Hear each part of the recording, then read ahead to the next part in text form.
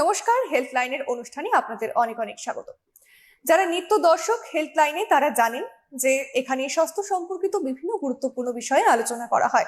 তবে আজকেও অত্যন্ত একটি গুরুত্বপূর্ণ বিষয় আজকে আলোচনা হবে। শীতকালে সর্দি কাশি ইটস নর্মাল। যেমন ওয়েদার চেঞ্জ যখন হয় তখন সর্দি কাশি হওয়া এগুলো একদম স্বাভাবিক ব্যাপার। তবে মাঝে মাঝে কাশি দিয়ে রক্ত বের হওয়া, সাধারণত আমরা রক্ত দেখলেই খুব ভয় পাই, তার উপর আবার কাশি দিয়ে যখন রক্ত হয় তখন কিন্তু মোটেও আমরা স্বাভাবিকভাবে বিষয়টিকে নিই না। তখন আমরা অনেক চিন্তা ভাবনা করি, তারপর ডক্টরের কাছে যাই। তবে এই কাশি দিয়ে রক্ত কেন পড়ে, কতটা স্বাভাবিক কতটা অস্বাভাবিক? কারণ শুধুমাত্র কাশি দিয়ে যে রক্ত পড়ে, কাশির দিয়ে রক্ত পড়ার পেছনে কিন্তু অনেকগুলো কারণ রয়েছে। অর্থাৎ শুধু গলা দিয়েই রক্ত পড়বে তাও নয়, নাক দিয়েও রক্ত পড়তে পারে, অর্থাৎ বিভিন্ন জায়গা দিয়ে রক্ত বেরোতে পারে। সেক্ষেত্রে কতটা ভয়াবহতার আকার ধারণ করতে পারে এবং কোন পর্যন্ত নিয়ে যেতে পারে, আজকে এই সমস্ত বিষয়ে আমরা আরো বিস্তারিত জানাবো। আজ আপনাদের সঙ্গে রয়েছে আমি অভিনন্দা এবং আমার সঙ্গে আজ হেল্পলাইনের অনুষ্ঠানে রয়েছে doctor Bhabatosh Biswas, senior cardiothoracic surgeon, formal vice chancellor, West Bengal university health sciences. অনেক অনেক স্বাগত ডক্টর আপনাকে। আজ মূলত আমরা যে বিষয়ে আলোচনা করব, কাশি দিয়ে রক্ত পড়া। কি কি কারণে পড়তে পারে এই কাশি দিয়ে রক্ত, একবার জানবো। কাশি দিয়ে রক্ত পড়া মানে হচ্ছে, এটা তুমি বললে যে কাশি হয় শীতকালে, কফ বেরোয়, তার সঙ্গে ছিটে ওঠা রক্ত থাকলেই দুশ্চিন্তা। রক্ত তো শরীরে অনেক জায়গা দিয়ে বেরোতে পারে, যেমন মুখ দিয়ে বেরোতে পারে, নাক দিয়ে বেরোতে পারে। কাশির রক্তটা হয় নাক দিয়ে বেরোবে, না মুখ দিয়ে বেরোবে, অথবা দু জায়গায় দিয়ে বেরোবে। এক আধ ফোঁটা ছিটে ফোঁটা নিশ্চয়ই বেরোতে পারে, সামান্য সর্দি কাশির থেকেও সেটা হয় অস্বাভাবিক নয়। কিন্তু যদি বারে বারে রক্ত বেরোতে থাকে অথবা রক্তের পরিমাণ যদি বেশি হয়, সেক্ষেত্রে একটু বেশি করে চিন্তাভাবনা করতেই হবে। অর্থাৎ চিন্তাভাবনা করা মানে সেলফ মেডিকেশন না করে অন্তত একজন ডাক্তারের কাছে যেতে হবে, তার পরামর্শ নিতে হবে। তিনি পরীক্ষা নিরীক্ষা করবেন, করে কি কারণে হতে পারে একটু আন্দাজ দেবেন। আমি একটু সহজে বলে রাখি যে কাশিতে রক্ত পড়লে দুশ্চিন্তার খুব কারণ যেমন নেই, আর নিশ্চিতভাবে বসে থাকারও কারণ নেই। খারাপ হতে পারে, ভালো হতে পারে। তা খারাপটা দিয়ে যদি আমরা ভাবি যে দুরারোগ্য ব্যাধির লক্ষণ অনেক সময় রক্ত পড়া দিয়েই শুরু হয়। একটা জিনিস আপনারা সবাই জানেন, দর্শক যারা আছেন, যে ফুসফুসে ক্যান্সার কিন্তু খুব কমন অসুখ আছে, প্রচুর শোনা যায়। ক্যান্সার অনেক সময় অ্যাডভান্স স্টেজে রক্ত বেরোতে পারে কাশি দিয়ে, অথবা আর্লি লাং ক্যান্সারেও মাঝে মাঝে রক্ত বেরোতে পারে। তাহলে ক্যান্সারটা দুরারোগ্য বা খুব খারাপ ধরনের অসুখ হলো। পর আরেকটা অসুখ যেটা আপনারা সবাই জানেন, টিবির নাম তো সবাই শুনেছেন। টিবি অসুখ তো আবহাওয়াকাল চিরকাল ধরেই হয়েছে, তার নানা কমপ্লিকেশন হয়। টিবি অনেক সময় কাশিতে রক্ত দিয়ে প্রেজেন্ট করে। মেবি অল্প অল্প রক্ত বেরোয়, আর্লি টিবির লক্ষণ। অথবা টিবি যখন জটিল আকার ধারণ করে তাতে প্রচুর পরিমাণে রক্ত বেরোতে পারে। অনেক সময় এত রক্ত বেরোতে পারে যে জীবন সংশয় হয়ে যায়। হঠাৎ করে প্রচুর রক্ত বেরোলো, রক্ত বেরিয়ে শ্বাসনালীর চোখ থেকে মারা গেলেন, এটাও সম্ভব। তাহলে একটা যেমন ক্যান্সার ভয়াবহ রোগ, তেমন টিবিতে রক্ত হয়। আর এছাড়া সাধারণভাবে ধরো সর্দি কাশি তো শীতকালে লেগেই থাকে। যদি কারো বেশি সর্দি কাশি হয়, ইনফেকশন বা জীবাণু সংক্রমণ, তার থেকেও রক্ত বেরোনোর সম্ভাবনা নিশ্চয়ই থাকে। এক্ষেত্রে বিশেষভাবে বলতে হবে, যারা হয়তো স্মোকার তাদের রক্তপাতের সম্ভাবনা বেশি, যারা ডায়াবেটিক তাদের সম্ভাবনা বেশি। অথবা আজকের দিনে আরো কতগুলো জিনিস আছে, ধরো অনেকের যদি হার্টের অসুখ হয়, অনেকে ব্লাড থিনার ওষুধপত্র খান, অ্যাসপিরিন, এই জাতীয় নানা অসুখে দেয়া হয়। তো এই ধরনের ওষুধ খেলে রক্ত জমাট বাঁধবে না, তাদের রক্তপাতের সম্ভাবনা অনেক বেশি। একজনের হয়তো একটা হার্ট অ্যাটাক হয়েছিল এক সময়, বা হার্ট অ্যাটাক স্টেন্ট আছে, দেয়া আছে। তো সেক্ষেত্রে তাদের নিয়মিত চিকিৎসা হিসেবে অ্যাসপিরিন, ক্লোবিডোগ্রেল জাতীয় ব্লাড থিনার খাওয়ানো হয়। তাদের সামান্য সমস্যা হলেই রক্ত বেরোতে পারে। আবার নানা রকম অসুখ, দাঁতের অসুখ, পায়রিয়া, বা ধরে নেন স্টমাকের অসুখ, গ্যাস্ট্রিক আলসার, রক্তগুলো তো বেরোবে এক জায়গা দিয়ে, মুখ দিয়ে বা নাক দিয়ে। সুতরাং রক্ত বেরোলেই যে ফুসফুস বা শ্বাসনালী হবে তা কিন্তু নয়। স্টমাকের রক্ত এখান দিয়ে আসবে, মুখের রক্ত ওখান দিয়ে আসবে, গলার রক্ত ওখান দিয়ে আসবে। তাহলে যখন রক্তপাত হবে তখন এক আধ ফোঁটা বেরোলো সর্দি কাশি, ঠিক আছে, ইগনোর করা সম্ভব, যদি করা উচিত নয়। কিন্তু রিপিটেড রক্তপাত যদি হয় বা পরিমাণে বেশি হয়, তখন ডাক্তারের কাছে যেতে হবে, বা যে কোনো হাসপাতাল, কাছে দূরে যে কোনো হাসপাতালে যেতে হবে। আর একটা কথা বলে রাখি, বড় অসুখ মানেই বড় জায়গায় যেতে হবে তা কিন্তু নয়। রক্ত পড়লেই লোক ভয় পায়, সঙ্গে সঙ্গে একটা বিখ্যাত 5 স্টার হসপিটালে, তা কিন্তু নয়। আপনার কাছাকাছি যে হেলথ ফেসিলিটি আছে, ধরুন একটা হেলথ সেন্টার আছে, বা পাড়ায় একজন ডাক্তার প্র্যাকটিস করেন, যেখানে প্রথমে যাওয়া সম্ভব সেখানেই যে প্রাথমিক পরামর্শ নিতে হবে। তারপর যেমন তো বোঝা যাবে বা পরীক্ষায় যা বোঝা যায় সেইভাবে অন্য চিকিৎসা আমরা যাবো। মোটামুটি কি কি সিমটমস থাকলে ডক্টরের কাছে যাওয়া উচিত, বা দিনে কতবার রক্তপাত হলে পরে ডক্টরের কাছে সেই মুহূর্তেই যাওয়া উচিত? রক্তপাতের পরিমাণ এবং আহ, কতবার, এটা নিশ্চয়ই গুরুত্বপূর্ণ, কিন্তু রক্ত দেখলেই ভয় লাগে, সবারই একদম। লাগে। সুতরাং একবার দুবার হলো গলা কাশিতে তারপরে এলো না, তাতে আমরাই সবাই ভুলে যাই, সেটা খুব দরকার নেই। কিন্তু এক ধরনের রক্তপাত হচ্ছে সামান্য, আমরা স্ট্রিক্স অফ ব্লাড, ওই ছিটে ফোটা, কাশির সঙ্গে কফের সঙ্গে ছিটে ফোটা বেরোলো, সেটা একরকম। সেটা যদি রিপিটেডলি হতে থাকে নিশ্চয়ই পরামর্শ নিতে হবে। আবার কখনো কখনো দেখা যায় যে একবার রক্তপাত হয়েছিল বহুদিন আগে, ভুলেই গেছে, আবার হঠাৎ রক্তপাত হলো, ওটা রিপিট করলো, মেবি অল্প দিন পরে অথবা বেশি দিন বাদে। অনেক সময় দেখা যায় যে বাউটস হতে থাকে, সকালে একবার রক্তপাত হলো, আবার 2 ঘন্টা হলো, আবার খানিকটা হলো। আবার অনেক সময় দেখা যায় যে প্রথমে একটু বেরোলো অল্প, আবার কিছুক্ষণ তার চেয়ে বেশি, আবার তার চেয়ে বেশি। এই নানা সিকোয়েন্সে রক্তপাত হয়, পরিমাণে অল্প হয়, বারে বারে হয়, এক সময় হয়, 2 সময় হয়, সিন চেঞ্জে হয়। কিন্তু রক্তপাত যখনই হবে, যে অবস্থায় হবে, চিকিৎসকের পরামর্শ নিতে হবে। কেননা এই যে রক্তপাতের পরিমাণ অথবা রক্তপাতের আহ, কি কি ধরনের হবে, একবারে দুবারে, এরপরে কিন্তু রোগ নির্ণয় করা যায় না।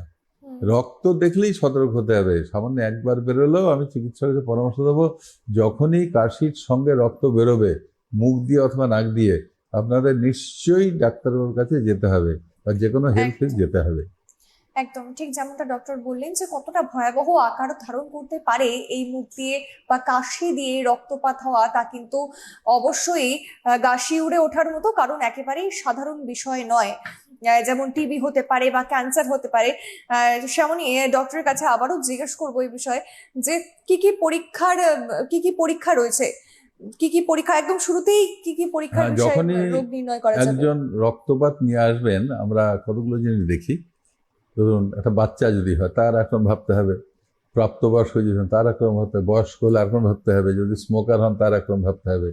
এইটা লক্ষণ দেখার সঙ্গে সঙ্গে কতগুলো শারীরিক পরীক্ষা নিরীক্ষা ডাক্তারও করে নিয়ে থাকেন, যে বুকটা স্ট্রেস দিয়ে শোনা, হার্ট দেখা, অন্যান্য অর্গান দেখা, ইতিহাস নেয়া, তিনি স্মোকার কিনা, তার টিবি হয়েছে কিনা, বা এসব নানা তথ্যগুলো হাসপাতালে যিনি দেখবেন তিনি তথ্য সংগ্রহ করে একটা সিদ্ধান্তে আসবেন। এসে এইবার পরীক্ষা নিরীক্ষা রুগী দেখার পরে প্রথমে কয়েকটা সিদ্ধান্তে আসতে হয় ডাক্তারবাবু। প্রথমে যে দেখেন, ধরে নেওয়া যায় একটা চোট লেগেছে কোথাও, তাহলে সেটা কারণ কিনা। একজনের হয়তো ইতিহাস আছে তিনি একসময় টিবি ওষুধ খেয়েছেন, তাহলে আমার সেটা পরীক্ষা করতে হবে। অথবা দেখা গেল একটা মেল পেশেন্ট, অ্যাডাল্ট মেল, হি স্মোকার, তিনি ধূমপান করেছেন, ইতিহাস আছে, তাহলে তার ক্ষেত্রে মাথায় রাখতে হবে ক্যান্সার হওয়ার সম্ভাবনা থাকে। তো এরকম নানা কারণ, যে কি কি ধরনের শারীরিক অবস্থা, কথাবার্তা বলে পরীক্ষা নিরীক্ষা করে ডাক্তারবাবু যেটা বুঝবেন, এবার বাকি পরীক্ষা নিরীক্ষা সেই দিকে এগোবে। কিন্তু একটা হচ্ছে কমন পাথ, যখনই রক্তপাত হয় অর্থাৎ সন্দেহ করা হয় যে কাশিতে রক্ত, মানে আমরা বলছি শ্বাসনালী দিয়ে, ফুসফুস আছে দুটো টানার বা, তো নাক দিয়ে আমরা নিঃশ্বাস নিয়ে একটা শ্বাসনালী নেমে গেছে বলা যায় ট্রেকিয়া, সেটা দুটো ভাগ হয়েছে ব্রঙ্কাস, তার অনেকগুলো ভাগ হয়েছে। এই টিউবটা ফাইনালি স্পঞ্জের মতো দুটো ফুসফুসে যুক্ত হয়। তাহলে সাধারণভাবে আমরা কাশিতে রক্তপাত বলতে মিন করি যে এই শ্বাসনালী এবং ফুসফুস এর থেকে রক্ত কোনো জায়গা থেকে এসছে। এবার তাহলে এর পরীক্ষা নিরীক্ষা করতে হবে। সাধারণ পরীক্ষা কি, বুকের সবচেয়ে ইম্পর্টেন্ট পরীক্ষা আজকের দিনেও একই রকম গুরুত্ব, সেটা হচ্ছে সিম্পল চেস্ট এক্স রে, বুকের একটা এক্স রে করতে হবে। সাধারণভাবে পিএ করা হয়, সামনে পেছনে, কোনো সময় সাইড থেকেও দেখা হয়। তাহলে প্রথম এবং প্রধান পরীক্ষা হচ্ছে বুকের একটা এক্স রে। অবভিয়াসলি তার সঙ্গে তো রক্ত পরীক্ষা করতেই হবে। রক্তে পরীক্ষা হয়তো কারো দেখালো হিমোগ্লোবিন কম আছে, কারো হয়তো জীবাণু সংক্রমণ অর্থাৎ কাউন্ট বেশি, ইনফেকশন হয়েছে, কারো ইএসআর বেশি, এরকম নানা জিনিস, কারো হয়তো দেখালো ডায়াবেটিস রয়েছে, এরকম নানা ইনডিরেক্ট ইনফরমেশন রক্ত পরীক্ষার মধ্যে দিয়েও পাওয়া যায়। তাহলে প্রথম এবং প্রধান পরীক্ষা হচ্ছে চেস্ট এক্স-রে। বেশিরভাগ ক্ষেত্রে চেস্ট এক্স-রেতে একটা প্রাইমারি আইডিয়া পাওয়া যায়, এটা দিয়ে রোগ সম্পূর্ণ নির্ণয় না করা গেলেও একটা ধারণা করা যায়। ধরে নেওয়া যাক দুটো ফুসফুস কালো মতো দেখা যায় তো এক্স-রেতে, হয়তো দেখা হলো একটা দিক সাদা হয়ে আছে, বাঁ দিকের যে লাং ফিল্টার, চেস্টের বাঁ দিকটা দেখা গেলো কালো, সেটা নর্মাল ফুসফুস, ডান দিকটা সাদা। সাদা হয়ে যায় তার মানে সেখানে হাওয়ার ছবিটা আসছে না। তাহলে চেস্টের মধ্যে অর্থাৎ ফুসফুস যেখানে থাকে খাঁচার ভেতরে, চেস্ট ক্যাভিটি, তার মধ্যে একটা কিছু জমে আছে, তরল পদার্থ, জল যদি জমে থাকে তাকে আমরা প্লুরাল এফিউশন বলি, বুকে জল জমা। আবার তাতে রক্ত যদি জমে থাকে তাতেও একদম পিকচার হবে। ফুসফুসে কফ জমে থাকে, ফুসফুসে হাওয়ার প্রদান যাতায়াত কম থাকে, তাতেও জমে থাকবে। তাহলে এক্সরেতে আমরা প্রাথমিকভাবে বুঝতে পারি যে কোন দিকে সমস্যা আছে এবং কতটা। ধরে না যায় ডান দিকে সমস্যা, অথবা ডান দিকে উপরের দিকে সমস্যা বা নিচের দিকে সমস্যা, একটা প্রাথমিক ধারণা পাওয়া যেতে পারে। তাহলে দু একটা কথা বললে আপনারা সবাই বুঝতে পারবেন। অনেকে দেখবেন একটা ইয়াং ম্যান, হয়তো 12, 14, 16 বছর বয়স, হঠাৎ একটা বুকে ব্যথা হলো, আগে কোনো অসুবিধা ছিল না, এবং তারপরে শ্বাসকষ্ট শুরু হলো। এক্সরে করে দেখা গেল একটা দিক হাওয়া ভর্তি, মানে নর্মাল ফুসফুস না, ফুসফুস চুপসে গেছে, হাওয়া ভরেছে, তাকে আমরা বলি নিউমোথরাক্স। নিউমো মানে হাওয়া, চেস্টে লাংসটা চুপসে গেছে এবং পুরো চেস্ট ক্যাভিটিটা হাওয়ায় ভর্তি। এটা হঠাৎ হতে পারে, স্পন্টিনিয়াস নিউমোথরাক্স, অর্থাৎ হেলদি মানুষ, তার হঠাৎ করে শ্বাসকষ্ট এবং এখানে হাওয়া জমে গেল, শ্বাসকষ্ট শুরু হলো। এটা সাধারণত হঠাৎ হয়, ইয়াং পেশেন্টদের হয়, মেবি ইয়াং বয়, ইয়াং গার্ল, 12, 14, 16 এই বছরে হয়। তাদের সঙ্গে সঙ্গে যদি ডাক্তারবাবুর গেলেই একটা এক্সরেতেই বোঝা যায় যে এইটা হয়েছে, তখনই একটা ইমিডিয়েট ট্রিটমেন্ট দরকার হয়, নাহলে প্রাণ সংশয় হতে পারে। যে বুকে একটা নল দিয়ে দেওয়া হয়, তাকে আমরা ওয়াটার সিল ড্রেনেজ বলি, সেটা ওয়ান ওয়ে, সেটা দিয়ে হাওয়া বাইরে বেরোবে কিন্তু ভেতরে কিছু ঢুকবে না, এটা বেরিয়ে লাংটা ফুল ওঠে, সহজেই হতে পারে। ওটা নেগলেক্ট করা যায়, প্রাণ সংশয় হতে পারে। তাহলে এই একটা সিম্পল জিনিস, সিম্পল পরীক্ষা হচ্ছে এক্সরে। এরপরে যদি আমরা এগোই, এক্সরে অ্যাডভান্স স্টেজ, মানে ধরে নেওয়া লক্ষ লক্ষ এক্সরে করতে হবে কম্পিউটার, সিটি স্ক্যান বলি। সিটি স্ক্যান মানে এটা কম্পিউটারাইজ এক্সরে, মানে তাতে একটা প্রোগ্রাম অনুসারে মাল্টিপল এক্সরেতে নানা সফটওয়্যারের কাজ থাকে। তাতে ফুসফুস বা চেস্টটাকে ভীষণ ক্লিয়ারলি দেখা যায়, কারণ এয়ারওয়ে সেটা ভালো করে দেখা যাবে, ফুসফুস দেখা যাবে, চেস্টের ভেতরে গুটি জাতীয় মাংস, লিম্ফ, সেগুলো দেখা যাবে, অনেক কিছু ডিটেলসে দেখা যাবে। তা চেস্ট এক্সরের হায়ার ভার্সান হচ্ছে সিটি স্ক্যান। যদি এইগুলো আমরা বলি নন ইনভেসিভ, মানে বাইরের থেকে কিছু কাটাকাটি না করে, যদি মনে হয় শ্বাসনালীর ভেতরে সমস্যা আছে বা ফুসফুসের ভেতরে কি আছে না পরীক্ষা নিরীক্ষা করতে চাই, ধরে নেওয়া যাক ধর একটা টিবির পেশেন্ট, তাহলে টিবির জার্ম আমরা দেখতে চাই, বা একটা ক্যান্সার, সেই ক্যান্সারের সেলও দেখতে চাই, সেক্ষেত্রে আমরা ভেতরে ঢুকে জিনিস দেখে বেরিয়ে আসতে হবে, তাকে বলে ব্রঙ্কোস্কোপি। স্কোপি মানে দেখা, ব্রঙ্কাস মানে শ্বাসনালী, শ্বাসনালীর ভেতর দিয়ে যখন এটা নল ঢুকবে সেইটাকে বলা হয় ব্রঙ্কোস্কোপ। ঢুকে ভালো করে দেখা যাবে, এখন ভিডিও ব্রঙ্কোস্কোপ, মানে ছবি দেখছি, তার ভেতরে যা পাওয়া গেল, ভেতরে একটু জল, একটু রক্ত, সেগুলো বার করে টেস্ট করা হয়। তাহলে চেস্টের অসুখের এগুলো হচ্ছে প্রাথমিক পরীক্ষা। তো স্টার্ট উইথ একটা চেস্ট এক্সরে, সেটা সামনে হোক সাইডে হোক। দ্বিতীয় হচ্ছে সিটি স্ক্যান, তারপরে হচ্ছে একটা ব্রঙ্কোস্কোপি। এইগুলো হচ্ছে ইন্টিগ্রাল কম্পোনেন্ট, এগুলো করতেই হবে অবশ্যম্ভাবী। অবশ্য সিটি স্ক্যান নাও কোথায়, একটা সামান্য সর্দি কাশি জ্বর হয়েছে, এক্সরে দেখে মনে হল নিউমোনিয়া, আর কিছু না, ওষুধ সেরে গেল, yes, we can stop there only. তার চেয়ে আগে গেলেই আমাদের সিটি স্ক্যান দরকার হবে, অর্থাৎ ব্রঙ্কোস্কোপি দরকার হবে। তারপরেও নানা মডিউল আছে, সেইগুলো প্রয়োজন মতো ব্যাখ্যায় আসা যাবে। আপাতত এইগুলো হচ্ছে প্রাথমিকভাবে। তো আপনারা বলছি যে একটা কাশির রক্ত পড়ল, নিজে একটা চেস্ট টেস্ট করিলাম, করে বসে হইলেন, তা কিন্তু করবেন না, এটা খুব বিপজ্জনক। আপনি একজন যে যারই হোক, তিনি একজন চিকিৎসকের কাছে যাবেন, তিনিই বলে দেবেন, তার পরামর্শ শুনে যা যা করা করবেন। ধরে নেওয়া যাক আপনার সর্দি কাশি হয়েছে, রক্ত পড়লো, একটু ওষুধ খেলেন, আন্দাজে সেরে গেল, এখানে চুপ করে বসে থাকবেন না। ধরুন একটা আর্লি লাং ক্যান্সার, 2-1 রক্ত বেরোতে পারে, কোনো চিকিৎসা করলেও হয়তো কমে যাবে, না করলেও কমে যাবে, হ্যাঁ ফার্স্ট স্টেজ। সেই সময় যদি ধরা পড়ে, চিকিৎসা অনেক সোজা হয়, অনেক দিন ভালো বেঁচে থাকা যায়। আর্লি স্টেজে অপারেশন করা যায়, দিন ভালো থেকে যায়। কিন্তু এরপরে আপনার 6 মাস কিছু হলো না, আবার রক্ত তখন এলো, ততদিন হয়তো রোগটা এগিয়ে গেছে। সুতরাং তবে এই সমস্ত সাধারণ বিষয়গুলো বাদে মোটামুটি যখন এই যে বিষয়গুলো টিবি বা ক্যান্সার, এগুলো ভয়াবহ বিষয়গুলো নিয়ে যখন কথা হবে, তখন সেক্ষেত্রে চিকিৎসা পদ্ধতি কিভাবে শুরু হবে বা কি কি রয়েছে? যেমন প্রথমে আমরা বুঝলাম যে এটা হয়তো নিউমোনিয়া, আমরা খুব সহজে, বেশি শক্ত সব ভয় পেয়ে যাবে। তো বেশিরভাগ ক্ষেত্রে সামান্য রক্তপাত নিউমোনিয়া মানে এই সর্দি কাশি, জ্বর হলো, ফুসফুসে কফ জমলো, এর থেকে রক্তপাত হলো একটু, এগুলোতে সামান্য যে ওষুধপত্র, নিউমোনিয়া হলে কি অ্যান্টিবায়োটিক, জীবাণুর ওষুধ দেওয়া হয়, নানা ডাক্তার ওষুধপত্র দেবেন, অ্যান্টিবায়োটিক জাতীয় ওষুধ।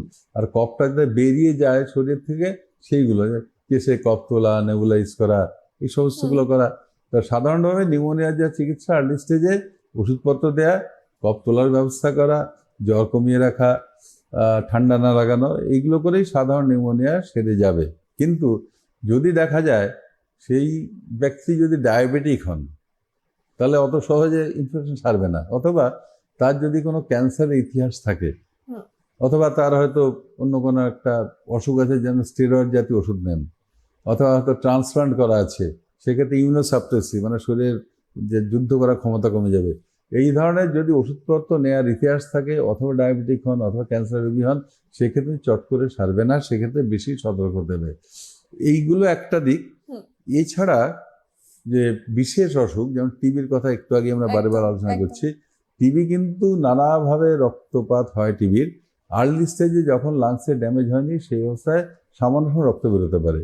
কখনো কখনো দেখা গেল একটা কাশি হচ্ছে, ইয়াং ম্যান একটা বিশেষ জায়গায় বুকে ব্যথা হচ্ছে, সঙ্গে কাশি হচ্ছে। হুম। সাধারণত ইভিনিং রাইজ অফ টেম্পারেচার, বিকেলে দিয়ে একটু একটু ঘুষঘুষে জ্বর, থার্মোমিটার খুব বেশি পাওয়া যাবে তা নয়, হয়তো 98, 100, 99 হয়তো জ্বর পাওয়া মানে যাবে। কাশির সাথে আরো কিছু সিম্পটমস আরো কিছু থাকবে? সিমটম থাকে, ওকে, শুধু কি কি একমাত্র থাকতে পারে সেগুলো? একটা লো গ্রেড ফিভার, Okay. অল্প করে যেমন 99, 100 ফিভার, হুম। একটু উইকনেস, হুম। অ্যানোরেক্সিয়া, খেতে ইচ্ছে করছে না, ওয়েট লস হচ্ছে, আচ্ছা। হ্যাঁ, তারপরে শরীরের শক্তি কমে যাচ্ছে।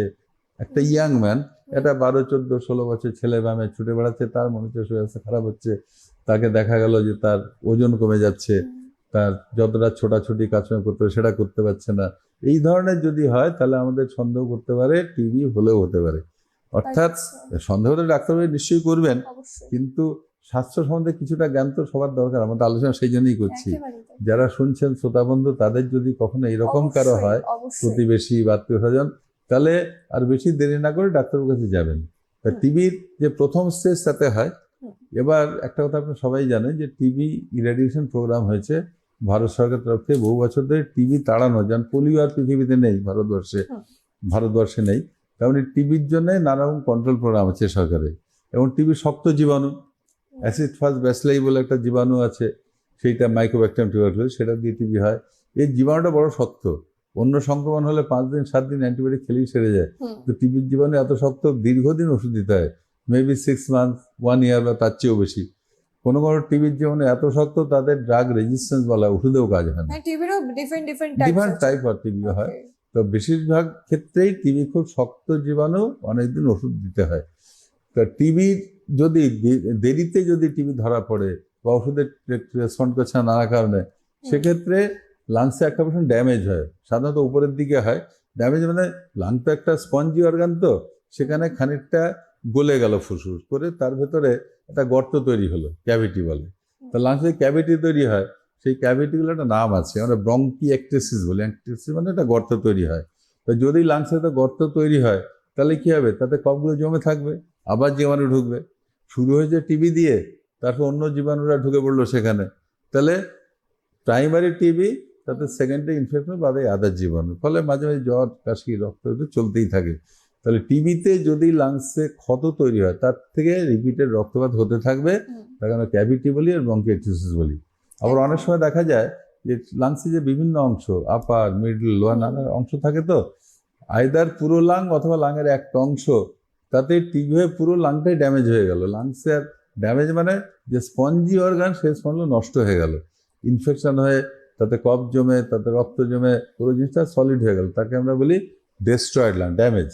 অর্থাৎ লাংসের যে নর্মাল আর্কিটেকচার স্পঞ্জের মতো, সেটা নষ্ট হয়ে লাংসের ভিতরে কত শক্ত জিনিস এবং গর্ত তৈরি হলো। এটা যদি একটা অংশে হয়, যেমন রাইট লাংয়ের 3টে অংশ আছে, আপার, মিডল, লোয়ার, আমরা লোব বলি, যে অর্থাৎ উপরে একটা অংশ আলাদা, মাঝখানে অংশ, নিচে, 3টে মিলে রাইট লাং। আবার লেফটে আপার, লোয়ার, লিটল লং, এইগুলো লোব বলি। আবার এই লোবের সেগমেন্ট আছে, উপরের যে অংশটা লোব, তার 5টা ভাগ, আর মাঝখানেটা 2টো ভাগ, উপরটা উপর মাঝখানে মিলে, অর্থাৎ উপরে 3টে, মাঝখানে 2টো, নিচে 5টা, এই 10টা, লেফটে 9টা।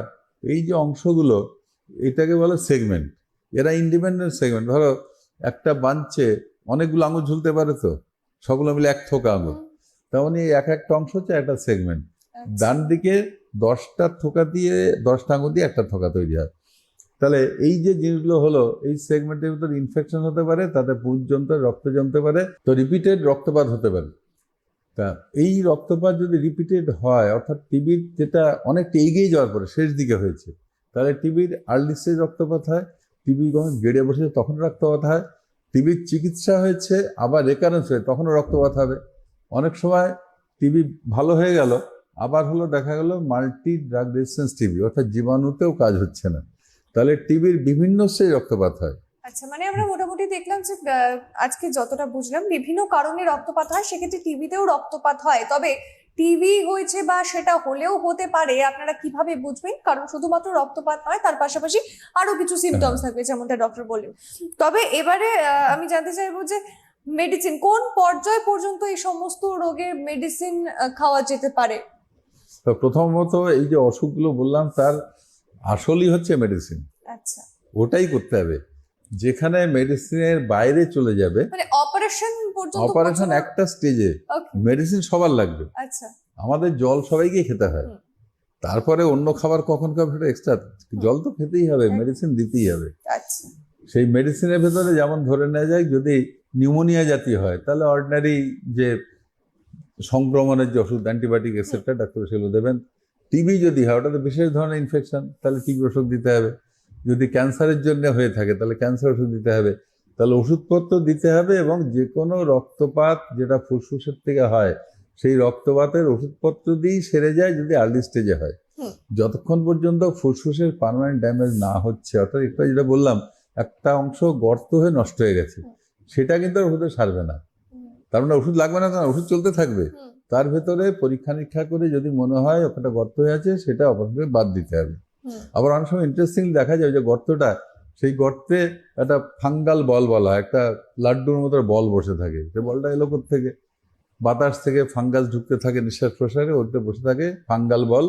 তাহলে ফুসফুসে দেখা যাচ্ছে একটা অংশে, সাধারণত উপরের অংশে হয় একটা গর্ত, তার ভেতরে বল বসে আছে ফাঙ্গাল বল। এটা খুব বিপজ্জনক।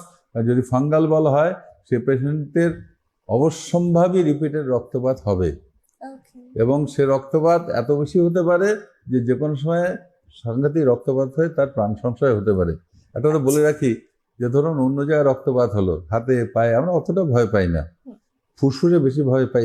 তার কারণ হচ্ছে যখনই আমরা রক্ত কোনো কারণে রক্ত তৈরি হচ্ছে, বেরোচ্ছে, যেটা বেরিয়ে এলো সেটা দেখতে পাচ্ছি, কিন্তু শ্বাসনালীর ভিতরে যে কোনো কারণে রক্ত বেরিয়েছে সেটা বাইরে বেরোয়নি, ওখানে জমে আছে। তাহলে আপনারা সবাই জানেন যে শ্বাসনালী, তারপরে যে টিউব, এই জায়গাটারও বেশি নয়। এই যে হাওয়া যাবে সেটা লাংসে পৌঁছচ্ছে, তার থেকে আমাদের শরীরে অক্সিজেন যাচ্ছে, এই জায়গাটা রক্তে ভর্তি হয়ে যায়, তাহলে তো অক্সিজেন এক্সচেঞ্জ হবে না। এটা বেশি রক্ত লাগে না, 100 ml বা তার চেয়ে কম যদি জমে, যদি বার করতে না পারা যায়, রক্ত জমে রইলো অথবা রক্ত জমাট বেঁধে গেল, তাহলেই কি নিঃশ্বাস নেওয়া যাবে না। ফলে অল্প রক্তপাত হয়েও যদি ভেতরে জমে থাকে তাতেও কিন্তু প্রাণ সংশয় হবে। আর যেমন শরীরে কেটে গেলে 200-500 রক্ত বেরোলে কষ্ট কিছু, প্রাণ সংশয় হবে না, কিন্তু ফুসফুসের ভিতরে খানিকটা রক্ত জমে থাকলেই প্রাণ সংশয় হবে।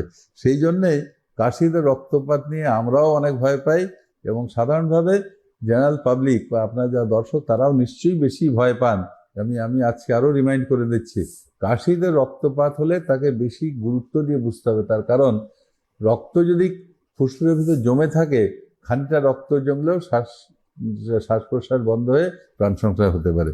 একদমই তাই, ঠিক যেমনটা আমরা শুনলাম যে কতটা ভয়াবহ আকার ধারণ করতে পারে। যে মূলত দুটো টপিক আমরা কথা বললাম, এক টিবি হতে পারে এবং সেক্ষেত্রেও কি কি সিমটমস থাকতে পারে আপনারা শুনলেন, এবং পাশাপাশি ক্যান্সার সেক্ষেত্রে কি কি সিমটমস থাকতে পারে আপনারা কিন্তু সেটাও শুনলেন। তো ডক্টর, অপারেশন অর্থাৎ কোন জায়গায় গিয়ে অপারেশন করাতে হবে বা অপারেশন করালে কি আদৌ ঠিক হবে, এই বিষয়টা একটু জানতে চাই। যেমন বললাম টিবিতে যদি দেখা যায় টিবিতে একটা অংশ নষ্ট হয়ে আছে, ব্রঙ্কিওএক্টাসিস বলি, ডেস্ট্রয় লাং বলা হয়, অথবা টিবিতে গর্ত হয়ে যায়, তার মধ্যে ফাঙ্গাল বল হয়ে আছে, তাহলে সেক্ষেত্রে অপারেশন করে বাদ দিতে হবে। যদি সাধারণভাবে টিবির ওষুধপত্র দিয়ে টিবি সেরে না যায়, ফুসফুস স্বাভাবিক না হয়, যদি তার মধ্যে গর্ত থাকে, সেক্ষেত্রে অপারেশন করে বাদ দিতে হবে। এবং বাদ দেওয়ার সিদ্ধান্ত বিশেষজ্ঞ চিকিৎসক যারা পালমোলজি বা চেস্ট ফিজিশিয়ান দেখবেন, এবং ফাইনাল কাজটা করবেন থোরাসিক সার্জন, মানে আমাদের স্পেশাল যারা চেস্টে অপারেশন করেন। যদি ওষুধপত্র তো চলতেই থাকবে, তারপর দেখা গেল এমন কিছু বিষয় আছে, আয়দার একটা ক্ষত হয়ে আছে বা ফাঙ্গাল বল হয়ে আছে, যেগুলো ওষুধে যাবে না, সেক্ষেত্রে নির্দিষ্ট সিদ্ধান্ত নিয়ে অপারেশন করতে হবে। অবভিয়াসলি অপারেশন করার কিছু বিশেষ পরীক্ষা নিরীক্ষা করতে হবে অপারেশন রিলেটেড, এবং রক্ত তো বেরোচ্ছে মুখ দিয়ে নাক দিয়ে, এখন ডান দিকে ফুসফুস না বাঁ দিকে ফুসফুস সেটা জানতে হবে। আন্দাজে তো কোনো একটা ফুস কেটে দিতে পারবো না। আবার পুরো ফুস তো বাদ দেওয়া যাবে না, এটা ভ্যালুয়েবল অর্গান। যদি দেখা যায় উপরের অংশ অসুখ, তাহলে সেটুকু বাদ দিতে হবে। তাহলে অপারেশনের সিদ্ধান্ত নেওয়ার আগে নিশ্চিত হতে হবে যে এটা ওই অসুখের জন্য হচ্ছে। একদম। দ্বিতীয় হচ্ছে ডান দিক না বাঁ দিক সেটা নিশ্চিত হতে হবে। তারপরে তার কোন অংশটা হচ্ছে সেটা ঠিক করতে হবে। পুরোপুরি সিদ্ধান্ত নিশ্চিতভাবে নিতে পারলে তখন অপারেশন সিদ্ধান্ত নেওয়া হবে। যে ক্ষেত্রে অপারেশন করা হবে সেক্ষেত্রে এটাই তার চিকিৎসা। এটা নয় যে এটা না করলে চলবে, তা কিন্তু নয়। ওষুধপত্রগুলো তো কমান, ওটা দিতেই হবে, কিন্তু অপারেশন নির্দিষ্ট ক্ষেত্রে লাগবে। যদি লাগে তাহলে যে মুহূর্তে অপারেশন লাগবে বলে সিদ্ধান্ত নেওয়া হবে কালক্ষয় না করে ফেলতে হবে। অবভিয়াসলি তারপরেও কি সুস্থ হয়ে ফিরে আসা হ্যাঁ, সাধারণ নিশ্চয়ই জীবনযাপনে নিশ্চয়ই সম্ভব? ফিরে যাবে। যদি ধরে নেওয়া যাক ফুসফুসের উপরের দিকে একটা অংশে ক্ষত হয়ে আছে, বাকি ফুসফুস ভালো, টিবির ওষুধ তো চলছেই, চলে টিবি সেরে গেল, ক্ষত অংশটা বাদ দেওয়ার পরে বাকি যে অংশটা ফুসে পড়ে রইলো সেটা ফুলে উঠে পুরো ফুসফুসে কাজটা করবে। অপারেশন করার পরে নিশ্চয়ই ভালো হবেন। আর আরেকটা কথা, লাং ক্যান্সার যদি হয়, ক্যান্সারের যে অংশটা খারাপ সেটা বাদ দেওয়া হলো, তার ফলে কেমোথেরাপি ওষুধপত্র চললো। এবার ক্যান্সারের নিজস্ব একটা নিয়ম থাকে। আর্লি স্টেজ হলে হয়তো 70-80% চান্স 5 বছর বেঁচে থাকা, লেট দেরি হয়। তাহলে ক্যান্সারের যে নিয়ম সেই অনুসারে তার লনজিভিটি ঠিক হবে। কিন্তু টিবির ক্ষেত্রে এটা যেহেতু জীবাণু ঘটিত, অপারেশন করার পরে he will have a permanent cure. মানে বাকি ফুসফুসটা তো হেলদি, তার এটার জন্য খারাপ হওয়ার কোনো কারণ নেই। ডায়াবেটিক যদি হন, তার যদি একটা লাং অ্যাবসেস, লাঙে ফোড়া হয়, তার অপারেশন হলো, তার অপারেশন করলে ভালো হয়ে যাবেন। অবভিয়াসলি ডায়াবেটিস কন্ট্রোলে রাখতে হবে। আচ্ছা, অর্থাৎ একটা স্টেজের পর অপারেশন করালে আগে বুঝে শুনে সমস্ত দিকটা তারপরেই করতে হবে। তবে একদম সংক্ষেপে, একদম সময়ও কম যেহেতু, জানতে চাইবো যে ঠিক কিভাবে জীবনযাত্রাকে এগিয়ে নিয়ে গেলে এই সমস্ত অর্থাৎ কতটা সুষ্ঠুভাবে নিজের জীবনযাত্রাকে এগিয়ে নিয়ে গেলে এই সমস্ত বিষয় থেকে সবচেয়ে বড় জিনিস হচ্ছে এড়িয়ে চলা লাইফস্টাইল। যাবে। লাইফস্টাইল আগে আমরা একেবারেই। বলতাম লাইফস্টাইল মডিফিকেশন, একদম। এখন আমরা তা বলি না, এখন বলি লাইফস্টাইল ইজ ডিজিজ। একদম সেটাই একবার দর্শকদের উদ্দেশ্যে তার মানে লাইফস্টাইল ঠিক করলে কি করতে হবে? আমরা স্মোকিং আর স্মোকিং, কোনোভাবে স্মোকিংকে প্রশ্রয় দেওয়া যাবে না। অনেকে বলে আরে ভাই এত জরুরি কাজ করি, স্মোকিং না করলে বুদ্ধি খুলবে না। আরে বুদ্ধি খোলার দরকার নেই, প্রান্ত বাঁচুক। স্মোকিং কোনো অবস্থায় চলবে না। এখন পাবলিক প্লেসে স্মোকিং দণ্ডনীয় অপরাধ হয়ে গেছে, সেটা মনে রাখতে হবে। পলিউশন কমাতে হবে যতটা সম্ভব। যারা বেশি ধুলোবালিতে কাজ করেন তাদের মাস্ক পরে থাকতে হবে। তারপর ডায়াবেটিস থাকলে কন্ট্রোল করতে হবে। তারপর বেশি ঠান্ডা এক্সপোজার করা যাবে না। কোনো অসুখের প্রথম দিয়ে লক্ষণ দেখা গেলেই আমাদের সতর্ক হতে হবে। অর্থাৎ আর্লি ডিটেকশন অফ অসুখ, ডায়াবেটিস কন্ট্রোল করা, স্মোক না করা, পলিউশন ঠিক করা এবং লাইফস্টাইল ঠিক করে শরীরে ওজন, মেদ বিসর্জন দেয়া, সুস্থ রাখা, হাঁটা চলা, এক্সারসাইজ, এইগুলো সব করতে হবে। এবং এইগুলো করতে পারলেই আমাদের যে সমস্ত অসুখে রক্তপাত হওয়ার সম্ভাবনা আছে সেই অসুখগুলো হবে না। যদি হয় আর্লি ডিটেকশন করে ডাক্তারের কাছে যেতে হবে। একদমই তাই। ঠিক যেমনটা আমরা শুনলাম, ডক্টর যেমনটা পরামর্শ দিলেন, অত্যন্ত গুরুত্বপূর্ণ বিষয়ে আজকে আলোচনা হলো। অর্থাৎ এই সামান্য কাশি কতটা ভয়াবহ পর্যায়ে নিয়ে যেতে পারে এবং সেই পর্যায়ে যাতে না আসে তার জন্য যে পরামর্শ ডক্টর আজকে দিলেন, প্রত্যেকটি বিষয়, প্রত্যেকটি পরামর্শ কিন্তু আপনাদের অত্যন্ত গুরুত্ব সহকারে মনে রাখতে হবে। আজকের মতো এই পর্যন্তই। নমস্কার ডক্টর। নমস্কার। নমস্কার।